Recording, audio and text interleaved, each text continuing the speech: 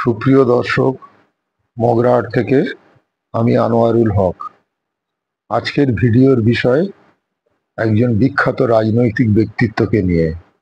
নীতিশ কুমার হলেন একজন ভারতীয় রাজনীতিবিদ, যিনি 22শে ফেব্রুয়ারি 2015 সাল থেকে বিহারের 22তম মুখ্যমন্ত্রী হিসেবে দায়িত্ব পালন করেছেন।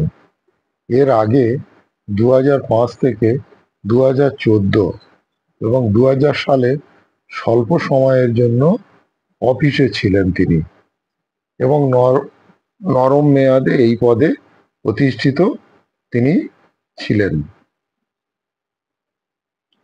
তো নীতিশ কুমার, যিনি জনতা দলের নেতা, জনতা দল ইউনাইটেডের নেতা, এর আগে কুমার সমতা পার্টির সদস্য হিসেবে কেন্দ্রীয় মন্ত্রী হিসেবেও কাজ করেছেন।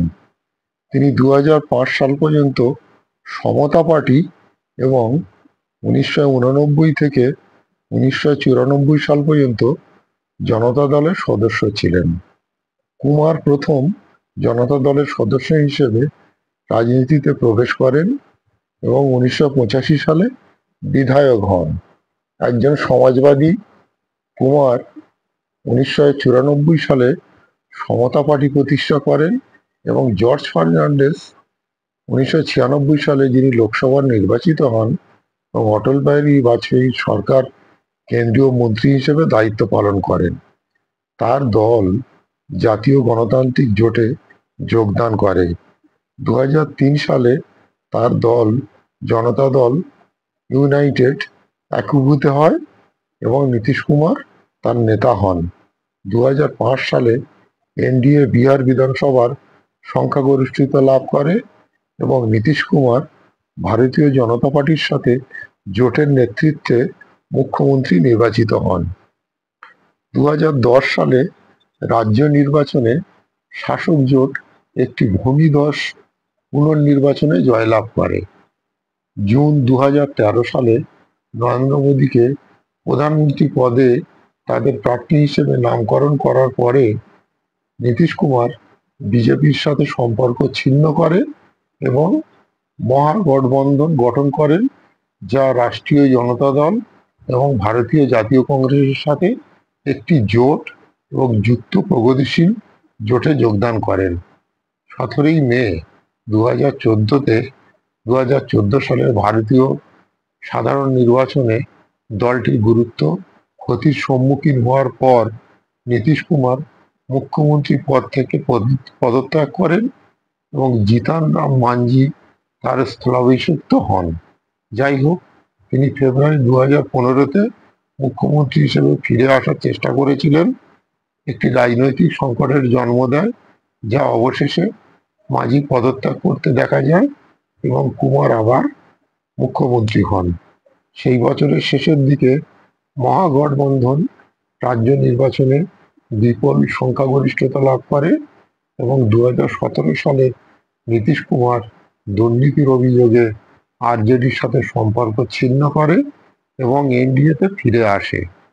বিজেপির সাথে আরেকটি জোটের নেতৃত্ব দেন এবং 2020 সালে রাজ্য নির্বাচনে তার সরকার সংক্ষিপ্তভাবে পুনর্নির্বাচিত হয়েছিল। 2022 সালের আগস্টে নীতিশ কুমার এনডিএ ছেড়ে মহাগঠবন্ধন জোট এবং ইউপিএতে পুনরায় যোগদান করেন। 2024 সালের জানুয়ারিতে নীতিশ কুমার আবার মহাগঠবন্ধন ছেড়ে এনডিএতে যোগ দেন। নীতিশ কুমারের বিহারের বখতিয়ারপুরে 1951 সালের 1 মার্চ জন্মগ্রহণ করেন। তার পিতা কবিরাজ রামলখন সিং ছিলেন একজন আয়ুর্বেদিক অনুশীলনকারী। তার মা পরমেশ্বর দেবী ছিলেন নেপাল থেকে এসেছিলেন তিনি। নীতিশ কুর্মী কৃষি বর্ণের অন্তর্গত। তার ডাক নাম মুন্না। তিনি 1972 সালে বিহার কলেজ অব ইঞ্জিনিয়ারিং, বর্তমানে এনআইটি পাটনা, থেকে তড়িৎ প্রশিক্ষণ ডিগ্রি অর্জন করেন এবং তিনি মঞ্জু কুমারী সিনহাকে 22শে ফেব্রুয়ারি 1973 সালে বিয়ে করেন এবং এই দম্পতির একটি ছেলে রয়েছে। মঞ্জু সিনহা নিউমোনিয়ার কারণে 14 মে 2007 তারিখে নয়াদিল্লিতে মারা যান।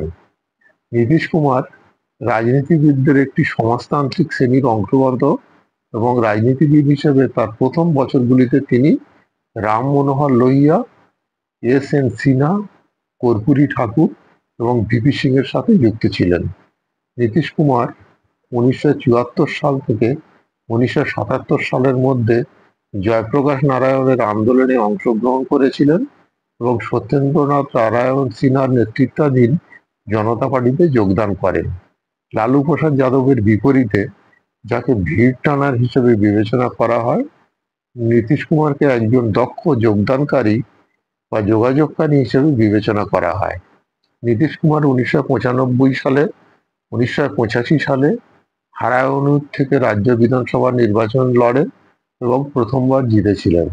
প্রাথমিক বছরগুলোতে লালু প্রসাদ যাদব 1989 সালে বিহার বিধানসভার বিরোধী দলনেতা হিসেবে নীতিশ কুমারকে সমর্থন করেছিলেন, কিন্তু নীতিশ কুমার পরে বিজেপিতে তার আনুগত্য পরিবর্তন করেছিলেন এবং 1996-এ বরাহ থেকে তার প্রথম লোকসভা আসন জেতার পর থেকে তিনি এই কর্ম করেন। জনতা দল অতীত বিভক্তিতে থেকে টিকে ছিল যখন নীতিশ কুমার, জর্জ ফার্নান্ডিসের মতো নেতারা 1994 সালে সমতা পার্টি গঠনে দলত্যাগ করেছিলেন, কিন্তু 1997 সালে লালু প্রসাদ যাদবের রাষ্ট্রীয় জনতা দল গঠনের সিদ্ধান্তের পরে এটি একটি ভিত্তিহীন দল থেকে যায় এবং দ্বিতীয় বিভক্তি ঘটে। রাবড়ি দেবী ক্ষমতা গ্রহণের আগে স্থান, যার ফলশ্রুতিতে জনতা দলের শুধুমাত্র 2 নেতা ছিলেন, তারা হলেন শারদ যাদব এবং রামবিলাস পাসওয়ান। পাসওয়ানকে দলিতদের উদীয়মান নেতা হিসেবে বিবেচনা করা হয়েছিল এবং অভূতপূর্ব ব্যবধানে তার নির্বাচনে জয়ী হওয়ার কৃতিত্ব রেকর্ডিত হয়েছিল। 1996 সালে যুক্তফ্রন্ট সরকার রেলপথ মন্ত্রী পদে অভিষিক্ত হওয়ার পরে পরবর্তীকালে লোকসভার নেতা করা হলে তার জনপ্রিয়তা জাতীয় স্তরে পৌঁছেছিল এবং পশ্চিম উত্তরপ্রদেশেও তার প্রচারক প্রত্যক্ষ করা হয়েছিল, যখন তার অনুগামীরা দলিত প্যান্থার্স নামে একটি নতুন ভাসমান সংগঠনের নির্দেশে একটি চিত্তাকর্ষক সমাবেশের আয়োজন করেছিল। শারদ যাদবও একজন প্রবীণ সমাজতান্ত্রিক নেতা ছিলেন, কিন্তু কোনো ব্যাপক সমর্থন ছাড়াই। 1998 সালের সংসদ নির্বাচনে সমতা পার্টি এবং জনতা দল, যা আরজেডি গঠনের পরে অনেক দুর্বল অবস্থানে ছিল, তারা একে অপরের ভোটে বিভক্তি খেয়ে ফেলেছিল। এতে নীতিশ কুমার উভয় দলকে একীভূত করে জনতা দল ইউনাইটেড গঠন করে। 1999 সালের লোকসভা নির্বাচনে বিজেপি জেডি জোটের হাতে রাষ্ট্রীয় জনতা দল ধাক্কা খেয়েছিল। নূতন জোট 324টি বিধানসভা কেন্দ্রের মধ্যে 199টিতে নেতৃত্ব আবির্ভূত হয়েছিলেন এবং এটি ব্যাপকভাবে বিশ্বাস করা হয়েছিল যে বিহার রাজ্য বিধানসভার আসন্ন নির্বাচনে লালু রাবড়ি শাসনের অবসান ঘটাবে, কিন্তু তা ঘটেনি। যাই হোক, এই ছিল নীতিশ কুমারের জীবনী। নীতিশ কুমার একজন রাজনৈতিক ব্যক্তিত্ব। তিনি দীর্ঘদিন রাজনীতি করেছেন, প্রশাসনিক কাজে দক্ষত্ব। বিহারের মুখ্যমন্ত্রী হিসেবে তিনি খুব সতর্কতার সঙ্গে কাজ করেছেন এবং বিহারে অনেক পরিবর্তন এনেছেন।